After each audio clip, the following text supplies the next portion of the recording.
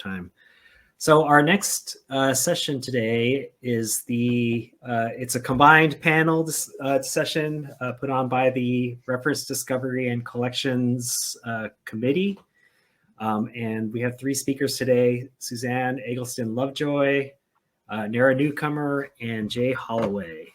I'm going to read their bios, and then they're going to sort of introduce what they're talking about and what order they're going to be speaking in. So first up, or first bio I have, Suzanne Eggleston Lovejoy is the music librarian for Access and Research Services at the Irving S. Gilmore Music Library at Yale University. She is chair of MOUG's Reference Discovery and Collections Committee, a longtime member of MLA. She has served as chair of the Bibliographic Instruction Committee, on the Career Development and Services Committee, and a co-coordinator of the New Members Forum as coordinator of the Conference Mentoring Program, and as a member at large of the board. Suzanne has learned to love New England winters by walking 3 English Springer Spaniels every morning after breakfast. Our next bio, Nara Newcomer is head of Music Media Library and interim director of libraries operations at the University of Missouri, Kansas City. She's currently wrapping her brain around the discovery side of UMKC's upcoming migration from Sierra to Folio. Nara has I'm sorry, I can't read today.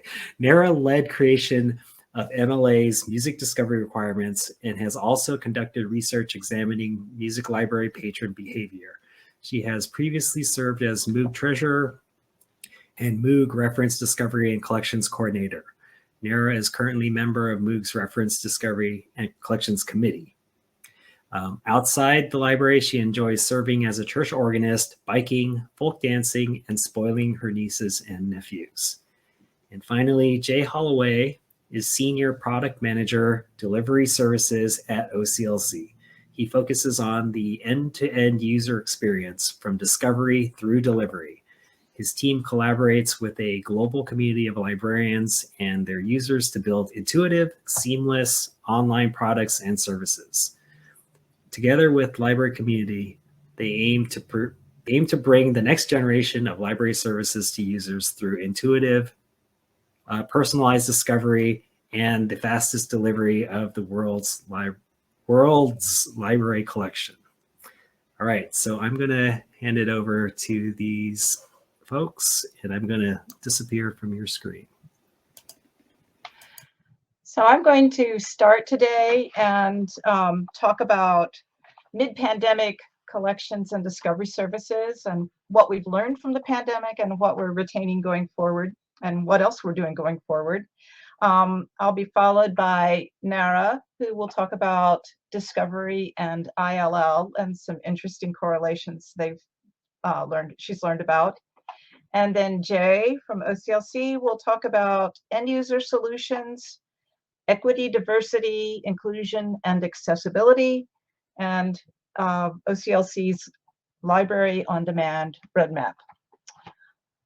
All right, so when the pandemic started, Yale scrambled to make as much, and the students were all sent home during spring break in March of 2020. We scrambled to make as much accessible online as possible. And I'm sure virtually every other library did that too. So now I'm going to share my screen. And oh, I can see myself, good. So this is our discovery layer, which we call Quick Search, and it's a blacklight software over a Voyager catalog, ProQuest Summon, and a locally developed digital collection space. And we have a couple of other subsets of the catalog that people can look at. So the first thing was we needed more online resources, and we also wanted to make it quickly obvious to students. So one of the features was to show online results only via this button. And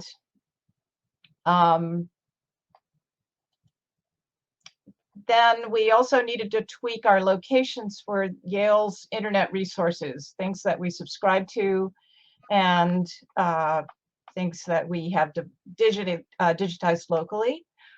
We also incorporated into our discovery layer records from the HathiTrust Digital Library, including their emergency temporary access library during the pandemic, which was about a couple of million additional records, and the Internet Archive, including their emergency library. And I honestly don't know, HathiTrust's ETAS, the emergency temporary library, went away in August for us because we resumed in-person classes in September.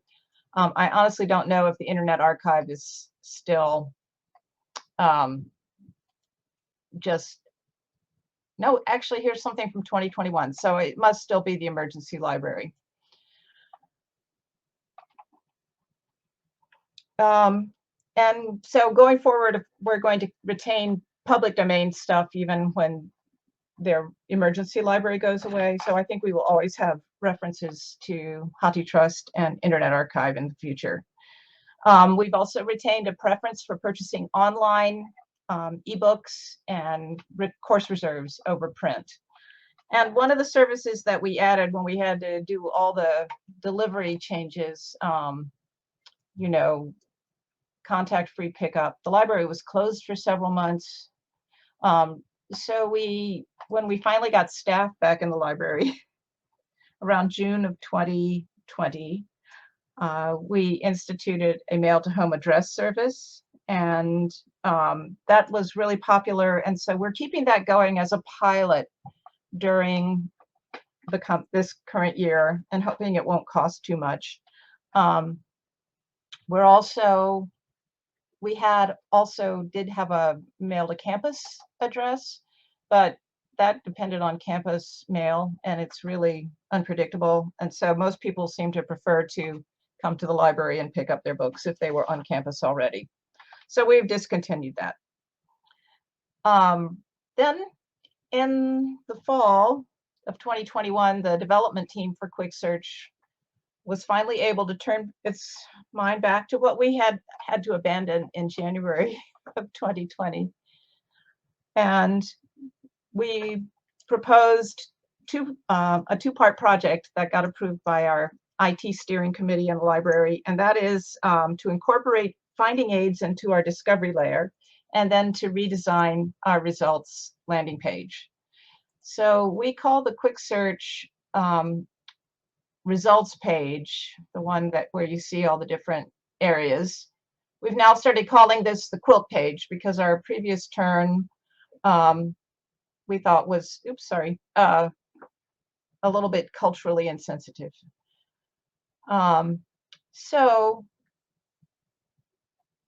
To incorporate finding aids, I'm going to now show you a development region of the application. We're going to have a new link that will say archives or manuscripts, and we need to distinguish it from a department in the library known as manuscripts and archives. So that's why it starts with archives. This area here, the layout is poor, and that hasn't been addressed. Archives or manuscripts has been a format link, but that's what's going to populate this box. But in addition, we will also have results from our finding aids in a search. So here you can see a search for Charles Ives as an author or creator. And we are seeing results, say, this is a link to the Robert Shaw papers. And there are also links to collection level records and individual manuscripts.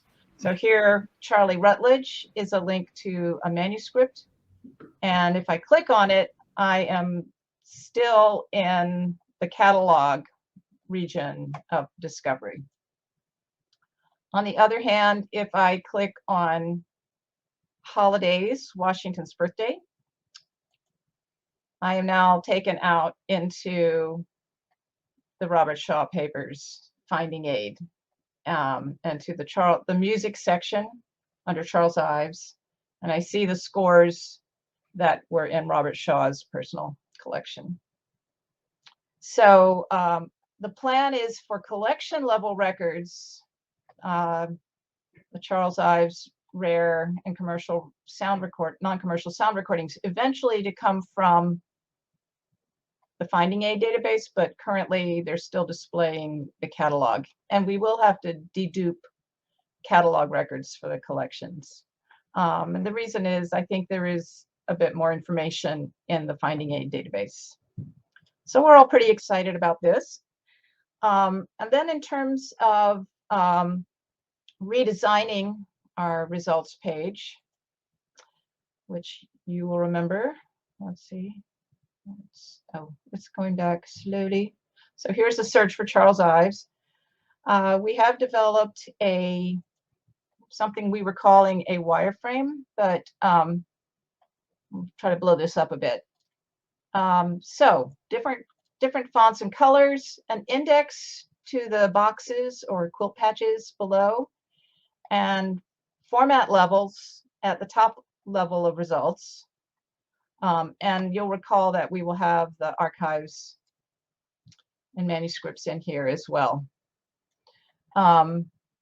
This is the plan we've been working off of. It's just a preliminary plan, but it's been very useful from the perspective of discussion. And I'd like to acknowledge that we examined Cornell's website. We did a scan and looked at 13 large research libraries, and we were really quite taken with the way Cornell had their website, their discovery layer at the time.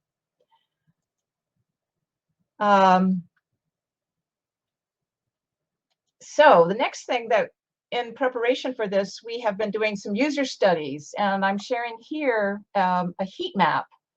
This is showing how over about 10,000 or so searches, we've got 11,927 clicks on our results page. And the heat map is showing, and this is a live thing. So it shows that 5,000 clicks are in the search box. So people get results and fully, almost half of them immediately change their search. Very few people, only 3 out of this sample, clicked on the view and filter Books Plus. More clicked on the title. Some people, even more clicked on, I mean, more than clicked on view and filter, clicked on parts of the record that aren't hyperlinked. Only 182 clicked over here. In the articles area, there were a lot of clicks to just the full text. And apparently no clicks in the digital collections area. You can also see how people have scrolling. So everybody sees this top half of the top portion of the page. It says 75% scrolled down this far, only 50% scrolled to here, and 25% to the bottom of the screen. So that's very interesting user behavior, I think. And another aspect of the heat map is that how people interacted with the advanced search screen. And this I find so disappointing because we have 1,688 clicks recorded on this screen, and fully 800, half of them are just going back to the basic search box and changing the search, and 36 press enter here. Very few are revising their search within the search boxes. They're slightly more people are revising the publication date range. And don't take the actual book here. Oh, some people are clicking on the title. Other rage clicking parts of the record that aren't hyperlinked. So going forward, we're going to be thinking about why are people clicking in areas that we didn't intend for them to click, and what can we do to steer them to the places where they can actually click on different parts of the catalog record or the format facets and other facets that we have provided for them. That is my portion of the presentation, and I do want to say that we're going to hold questions until the end of this session. So I'm going to stop sharing now and turn my microphone off and turn this over to Nara. All right. Hello, everyone. So I'm here today to talk to you about discovery and settings and ILL. Over the last 2 years, my UMKC colleagues and I have changed our discovery layer settings multiple times in response to ever-changing availability of materials. We made the changes to guide patrons to resources they could actually obtain. But in retrospect, it provided us with data that dramatically shows how discovery layer settings impact ILL usage. This is a story of changes which impacted musicians and all patrons. I must begin by acknowledging my UMKC colleagues who worked together on this, especially Jen Salvo, our head of resource sharing, and Buddy Pennington, our head of systems and technology. They also provided me with some of the data that you'll see today. Some quick facts on UMKC. We have 16,000 students, 600 in the performing arts, and we did not have any major COVID expansions to online subscriptions. We had a few free trials in spring of 2020, but that was really all our budget allowed for. Because everyone's experience varied through COVID, I've provided here a basic timeline of our experiences at UMKC. I also want to note that interlibrary loan never stopped for email delivered items throughout this entire time. So after the initial shutdown period, great. So after the initial shutdown period here, we had what was called repopulation, and we had people start coming back to campus. And during this 2020-2021 academic year, we had significant in-person learning and working occurring. The library buildings were open, materials were basically accessible to patrons, and we had a fair amount of classes being taught face-to-face as well as online. For example, our music history classes were taught exclusively online, but for lessons and ensembles, students could choose between online or in person. So during this time also, we had access to our consortial borrowing for physical materials within our state from our state consortium, but our interlibrary loan outside of our state consortium didn't resume until April of 21st for physical materials. Again, online continued through the whole time.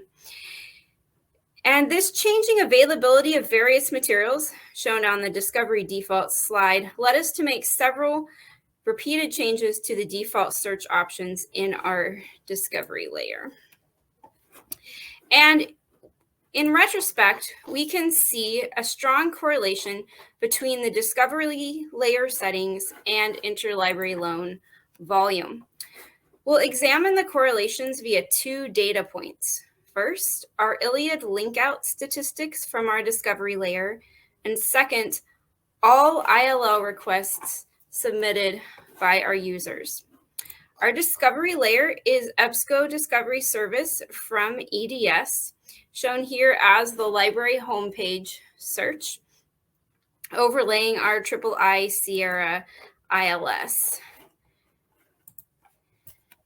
And here we see a results screen from EDS. The patron is presented with various options for fulfillment, getting the item, depending on what's available. So the first result is a physical music score, so has the call number, location, status.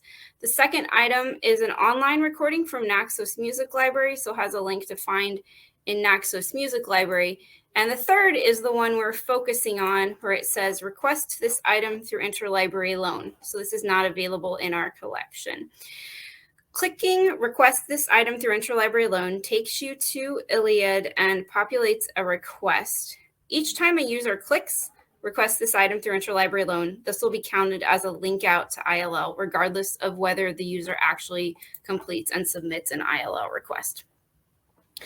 This slide shows our statistics on those ILLiad link outs. And as I noted, through COVID, we changed that default search several times based on availability of physical and online materials at UMKC and beyond. During this time, expanding or contracting your search was always available to patrons in an easily visible area of search screens, usually the upper left-hand corner. But of course, many patrons simply use the default, as we just saw in Suzanne's presentation. So on the chart here, the first line shows us a pre-COVID baseline.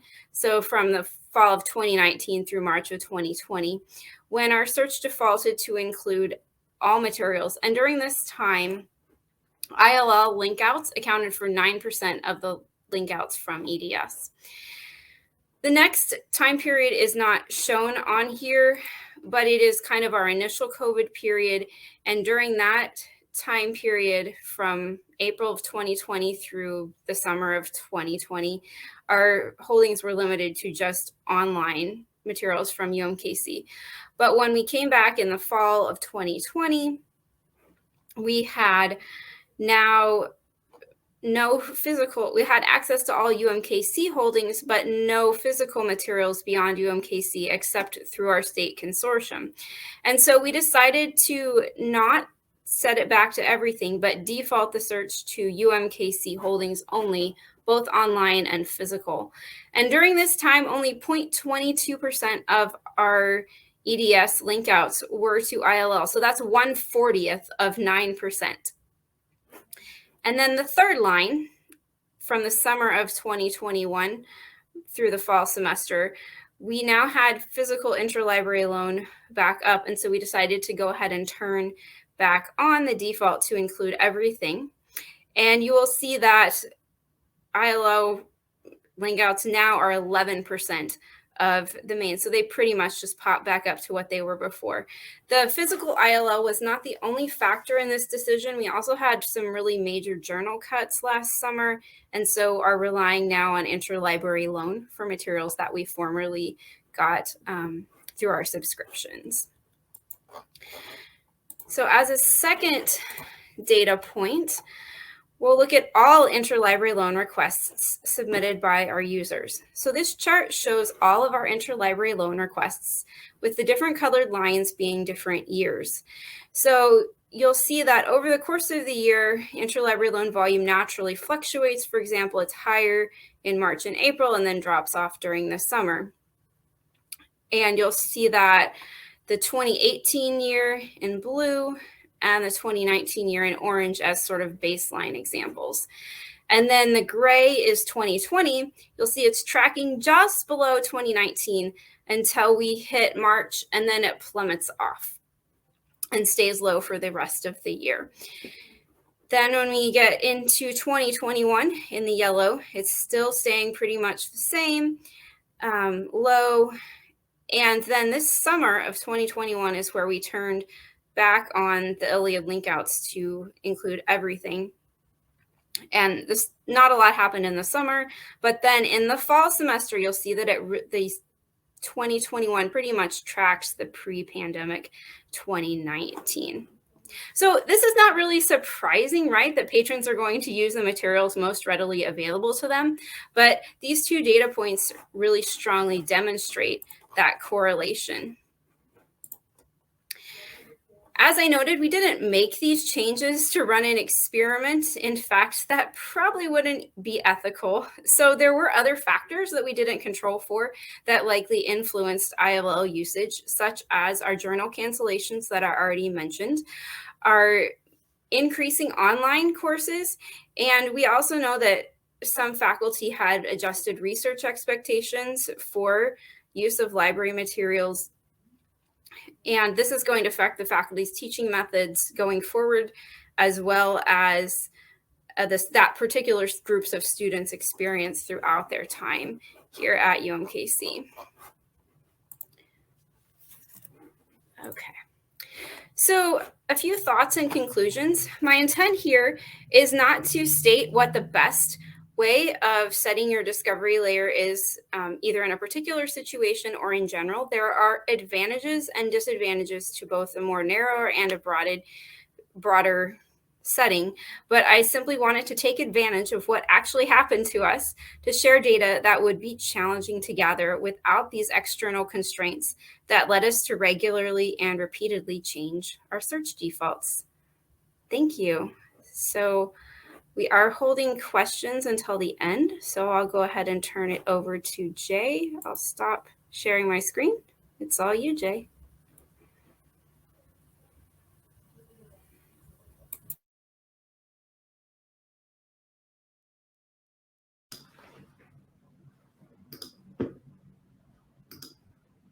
There we go. All right. Thanks, Nara. And hello, everyone. So today we're going to speak a bit about the suite of end user solutions that are available through OCLC, provide an update on some efforts around equity, diversity, inclusion, and accessibility within these products, and then provide an overall update on the Library on Demand roadmap. There we go. Okay.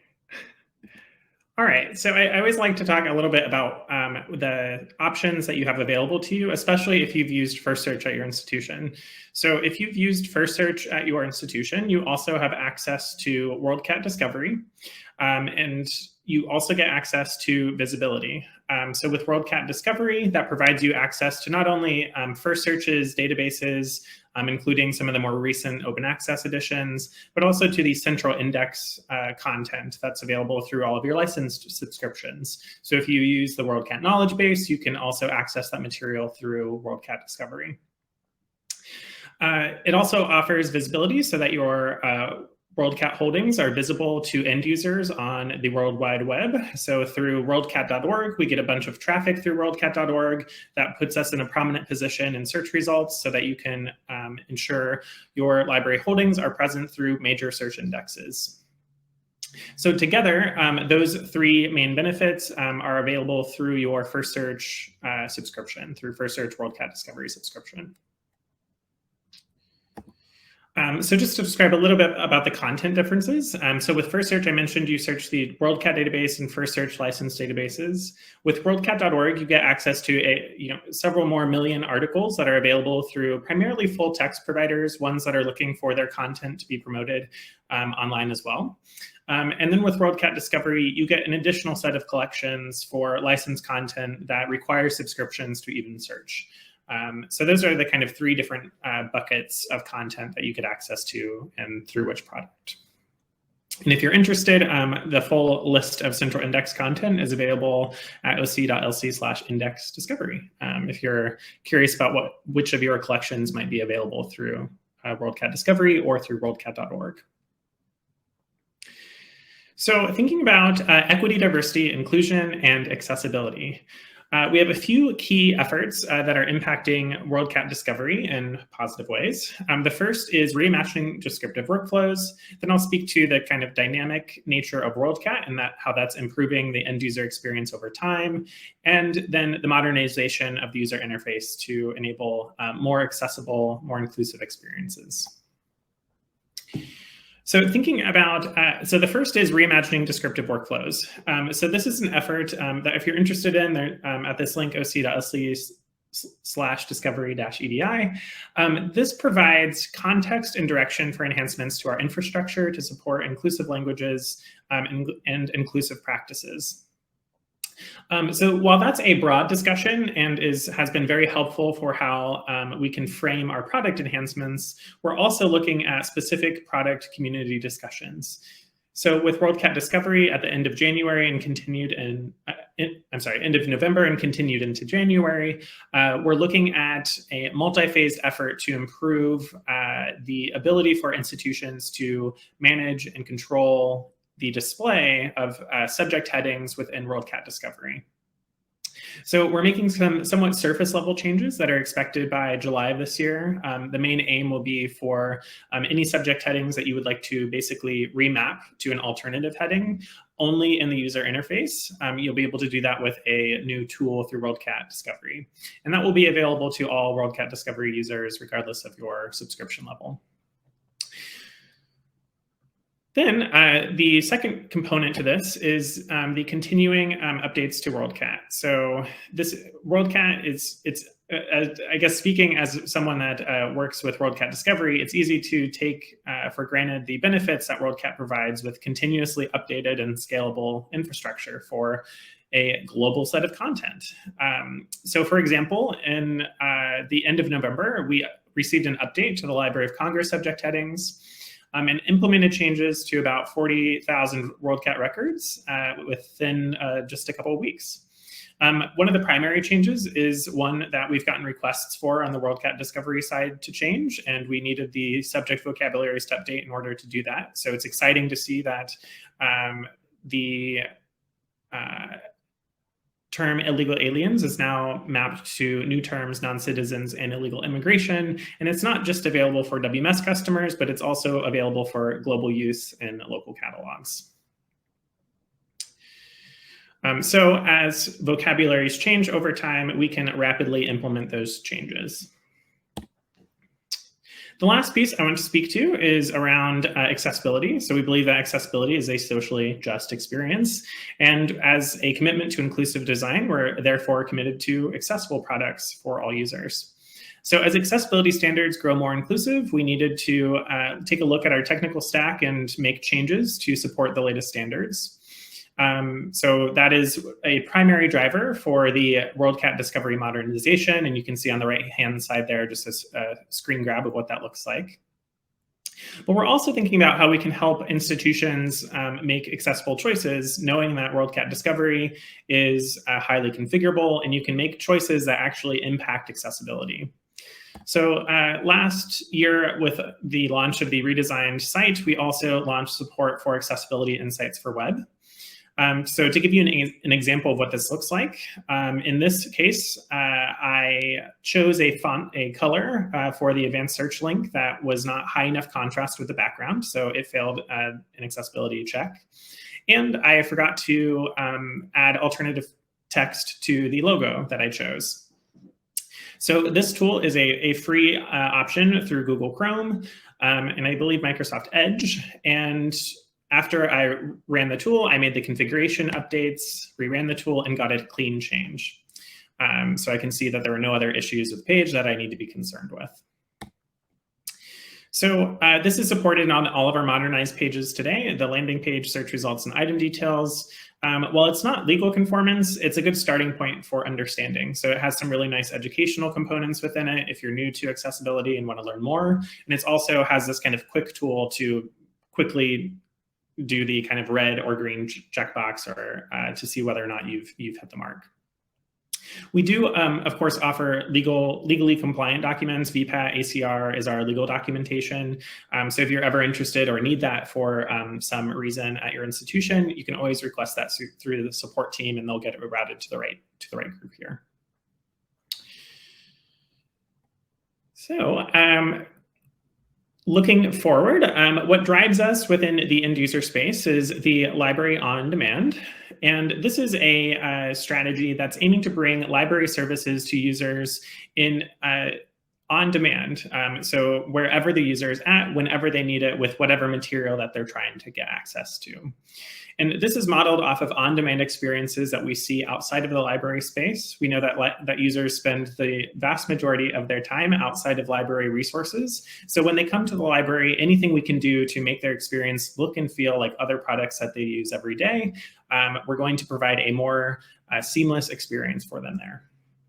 So this is a strategy supported by 3 pillars: intuitive discovery, so providing predictable search results and experiences through any channel that you might need them. So whether that's through our discovery service, online, through web visibility, or available through APIs wherever you need to embed the content.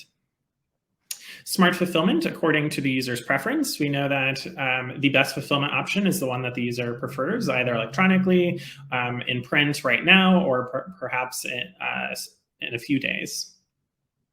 We're also looking at ways to personalize the experience. So from the account to different search contexts that different types of users might need. How can we provide different personalized experiences for specific types of users for the specific need that they have for that day?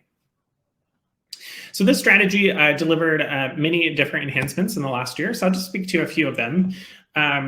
The first for intuitive discovery is search indicators. So in the previous interface, I did a search for a series statement, personal and community archives. And on the left-hand side was the previous experience where it's difficult to tell why that search result came back. And on the right-hand side, we conditionally promote metadata to the search results when it matches the search terms. So in this statement, so for this example, the terms personal and community archives aren't present in the title or author or other terms that we always display in the search results. So we pulled up the series statement to give the user a better indication as to why the search results matched. And that's critical because we know users' perception of relevance, how good the search results are, is largely based on their understanding of their search results. So the more we can provide to help them make connections from their search query to the search results, the more relevant the experience should feel. The next with Smart Fulfillment is the best access options feature. So if you're an institution that offers more than one fulfillment option, which is most institutions that we work with, most institutions provide some type of local fulfillment option and then some type of ILL option. In that case, if you allow both options for any given material, we want to make it easy for the user to understand when one option might be the better choice over the other. So for example, if all local materials are in use, they're all unavailable, then you'll probably want to go to your institution's next option, either a group option or ILL. Best access options takes what you already provide and optimizes it for the user to make an informed choice. And finally, personalized experiences. So we added a bunch of configuration to make it easier to fine-tune the search results and item details to your needs. So we've done that with the search filters, and we've also added functionality for the item description. So you can choose the display order label. You can choose which local data displays if you use local bibliographic data alongside the Worldcat data. And you can also choose the label for each one as well. So looking forward, we are by no means done yet.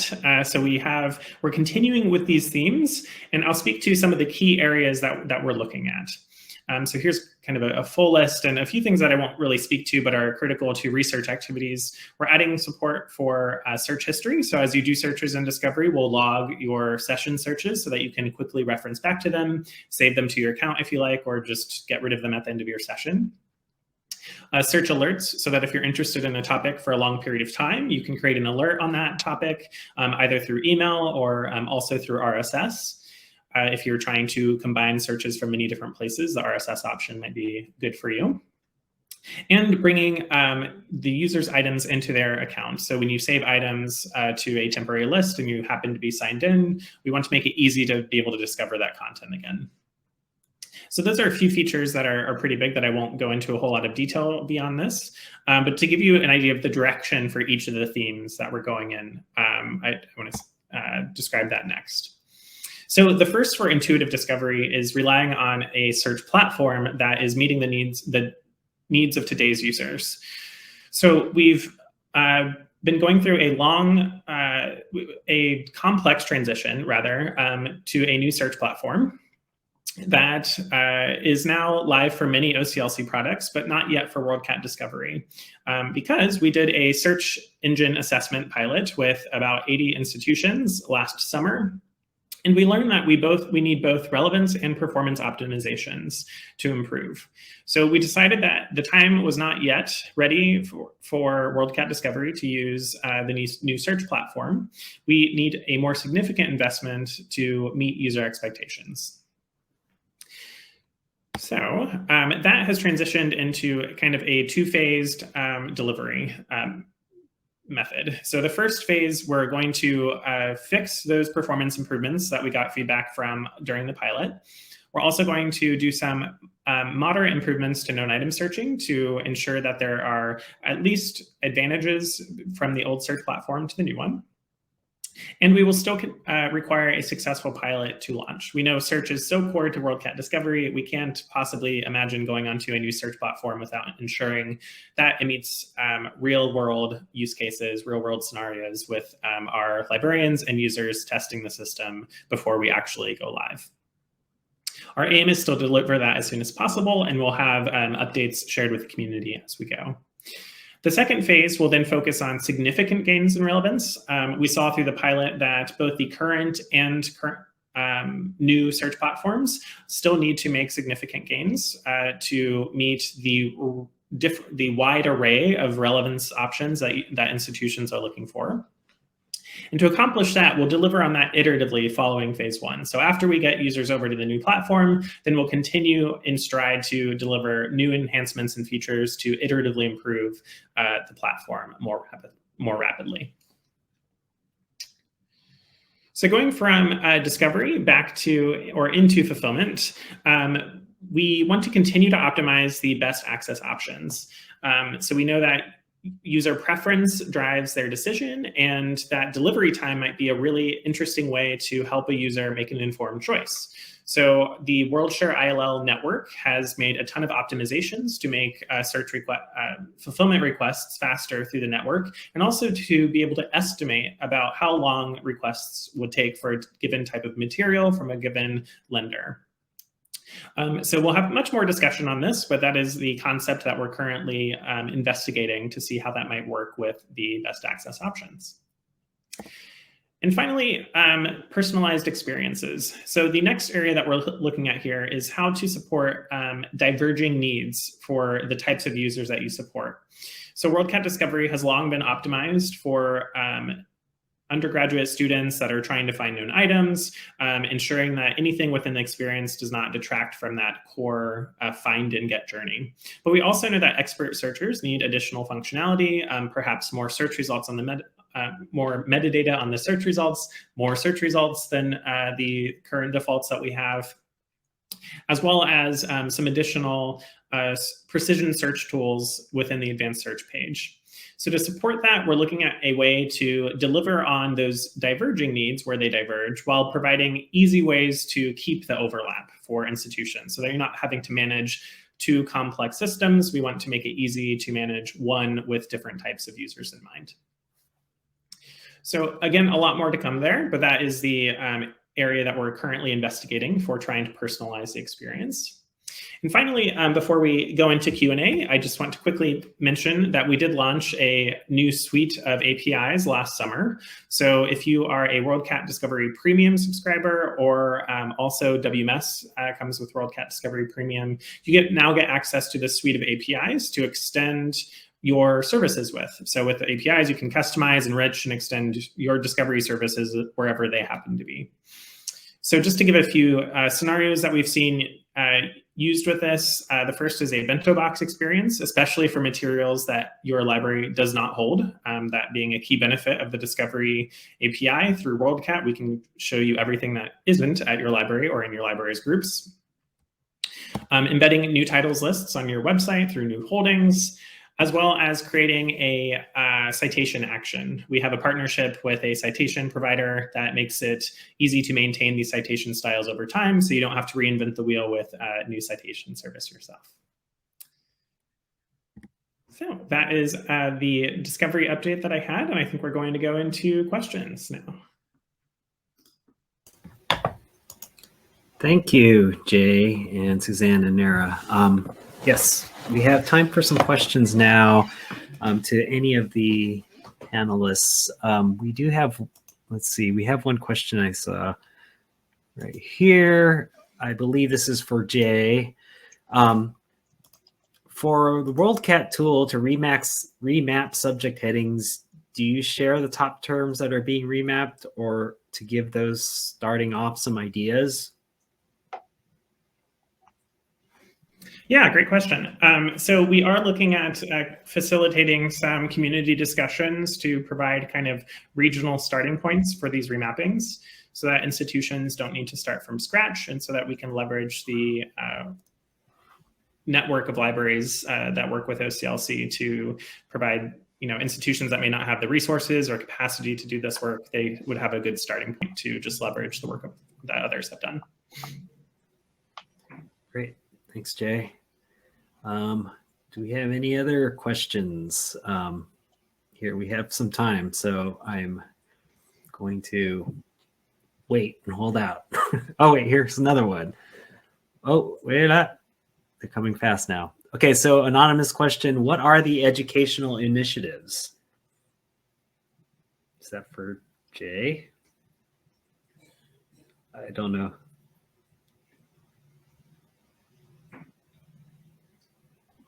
I'm struggling to come up with an answer, so I hope it's for Nara or Suzanne.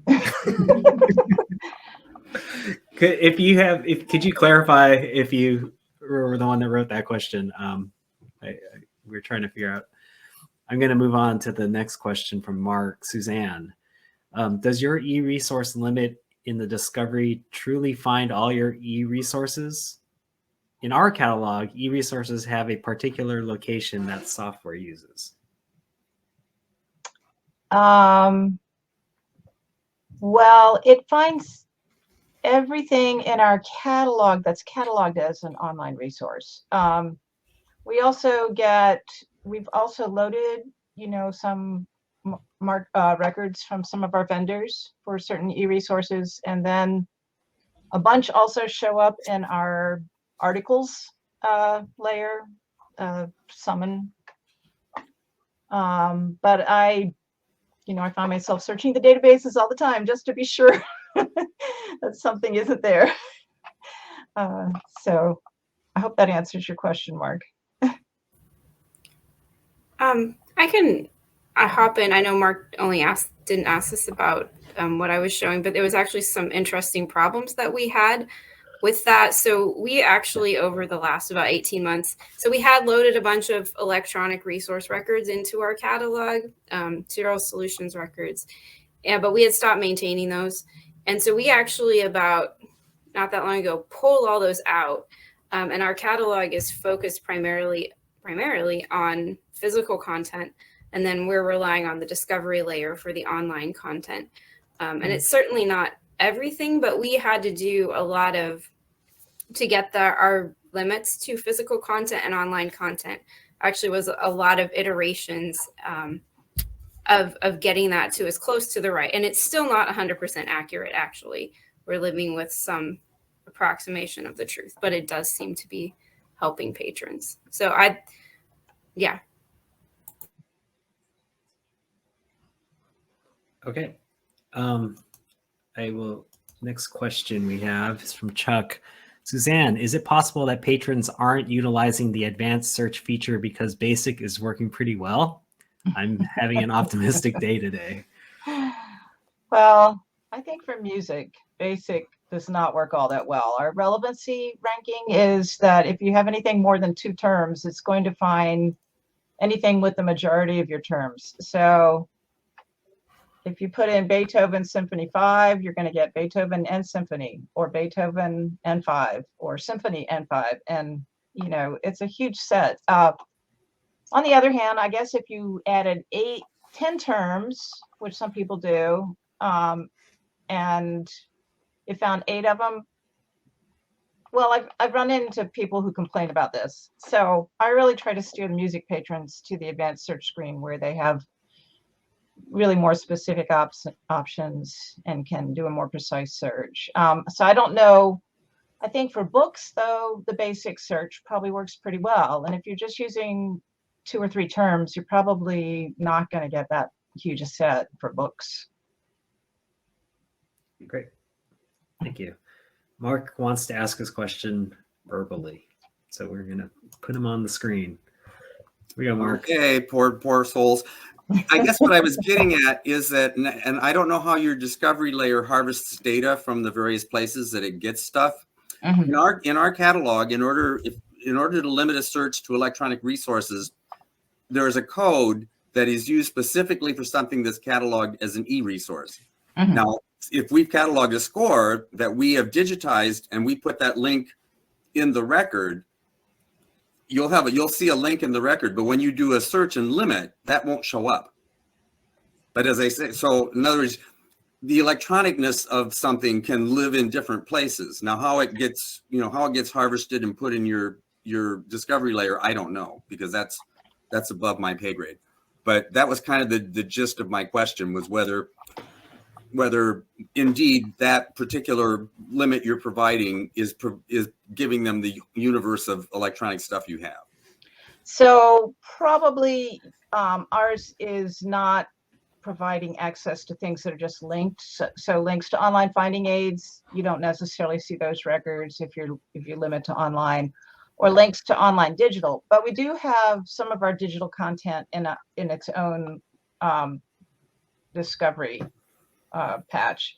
Only we have 2 digital systems right now, or we have actually more than 2.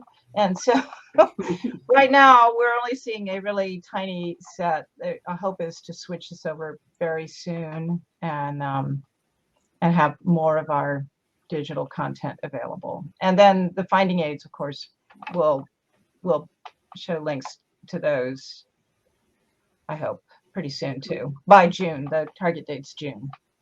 All right, thank you. Mm-hmm. All right, I'm gonna scan the chat.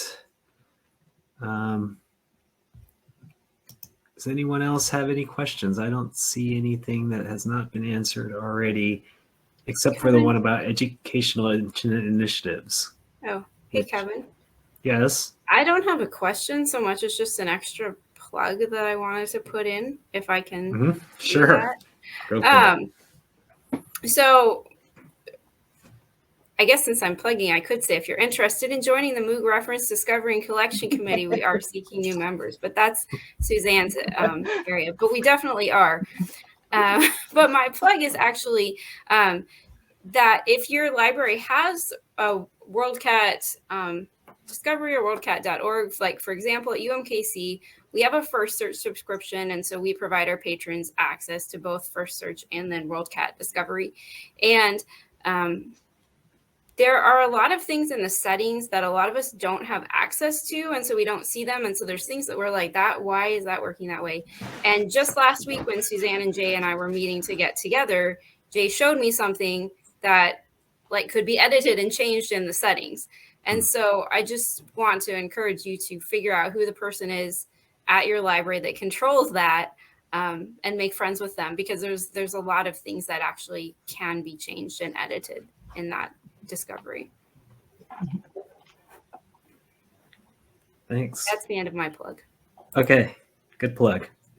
It is good. It's good to know your systems people. It's good to know your electronic resources people. I know it depends on what kind of organization you have, but yeah, make friends with them. It pays off in the long run. All right, any other questions here? Good plug for any discovery system. Yes, you are right, Irina. Okay. I'm going to give us 10 seconds. Somebody put something in the questions. Otherwise, we're going to end a little bit early and we'll have a slightly longer break. We were planning to have a 10-minute break, but we can have 15, which would be fine with me because I'm getting tired. And I haven't eaten anything really all day. Oh. I shouldn't tell you that, but it's true. Oh, I need more coffee. All right. 10 seconds is up. Well, thanks all. Thank you, Suzanne, Nara, and Jay, for this session. We will reconvene in 15 minutes for our final session. There'll be 2 lightning talks and just a few closing remarks, and then boom. That's it. All right. All right. Thank you. Kevin. Thank you. Bye. Bye, everyone.